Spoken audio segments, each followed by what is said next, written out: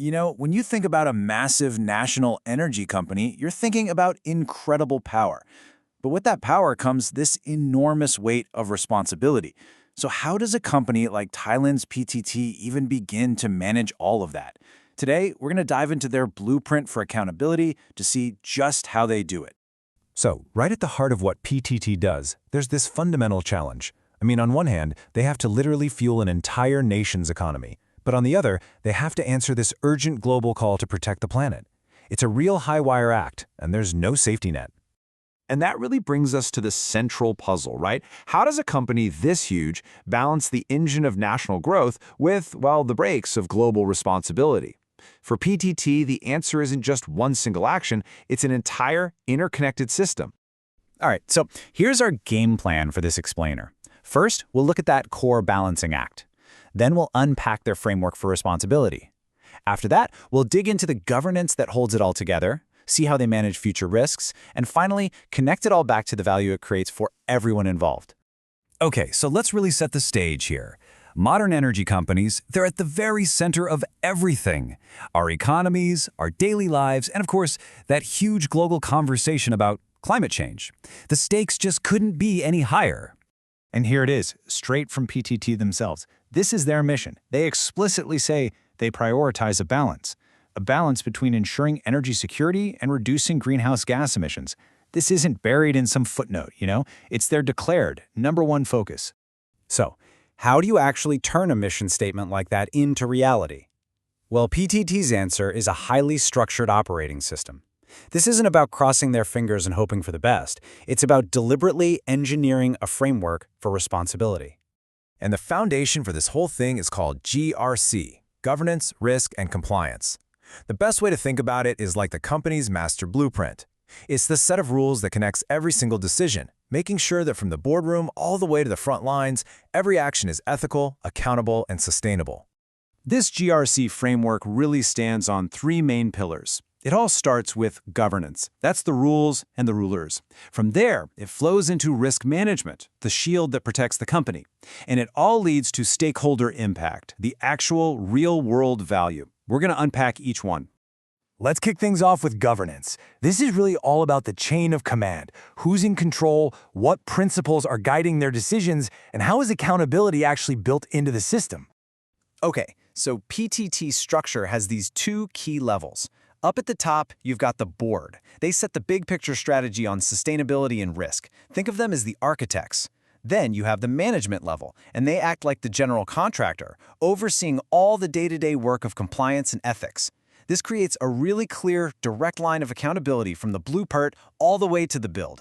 And what guides all these decisions? Well, it all comes down to these 6 core principles. They really act as the company's ethical compass. And things like accountability and transparency, these aren't just buzzwords. They're meant to be the absolute bedrock on which every single action is built. All right, on to the second pillar, managing future risks. If governance sets the rules of the game, then risk management is all about anticipating every possible play on the field, especially in the kind of uncertain world we live in today. And what's really important here is that PTT isn't just winging it.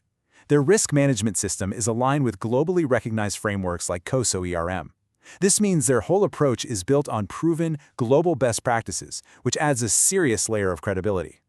And this is where we get to a really smart concept they use called double materiality. It's basically a two-way street for looking at risk.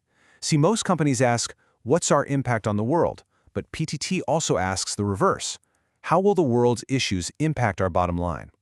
So a risk like climate change isn't just an environmental issue. It becomes a direct financial risk to the company. And look, this is where that idea becomes super real. With the biggest risk out there, climate change. For PTT, managing risk isn't some abstract exercise. It's about actively planning for a very tangible, lower carbon future. So what's their game plan? It's called the C3 strategy, and it's basically their roadmap to hitting net zero by 2050. The 3 C's are all about building a climate-resilient business, having carbon-conscious assets, and fostering collective efforts for all. It's their strategic answer to a massive, massive threat. Okay, so this brings us to our final pillar. And it's a big one. After all this internal planning and all these frameworks, you gotta ask, Does any of it actually matter to people on the outside? This is where we connect all that corporate structure to its real-world impact. Well, the answer starts with figuring out who they're responsible to. And for PTT, it's not just about the investors. It's the public sector, communities, customers, their partners, and their own employees. They see their responsibility as this big web that connects every single one of these groups. And just like their risk management, this isn't random, it's systematic. They actually follow the AA 1000 International Standard. That's a formal commitment to not just listen to all these different groups, but to actually respond to them. Okay, but how do they know if their community projects are actually working? They use a tool called SROI, or Social Return on Investment.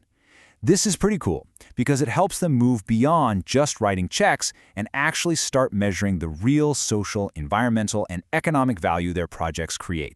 And to really put their money where their mouth is, PTT is targeting 1 to 3% of its 2024 operating profit for social investment. I mean, that puts a real dollar amount on their commitment. It turns a promise into an actual line item on the budget.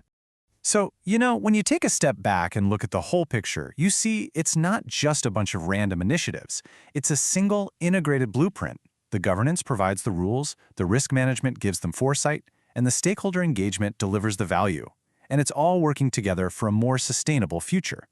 And that leaves us with one big final thought. After seeing a model that's this deeply integrated, you have to wonder, is this level of systematic planning the new minimum? Is this the new bar we should be setting for every major corporation when it comes to accountability in the 21st century?